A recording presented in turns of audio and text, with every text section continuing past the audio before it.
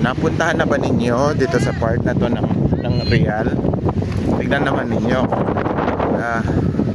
Grabe. Yan.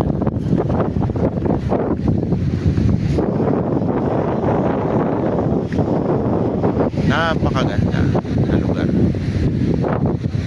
Mapuno pa rin dito. Tapos ito may part na Marak Road na dito. Yan, ito yan. Ito yun. Napakaganda. So nakikita rin ninyo na dito sa part na to meron ng mga ayan, bulldozer at pa. Ibig sabihin po yung kanilang pag-aayos daanan na to.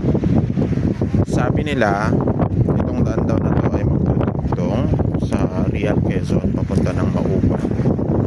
So darating panahon may bus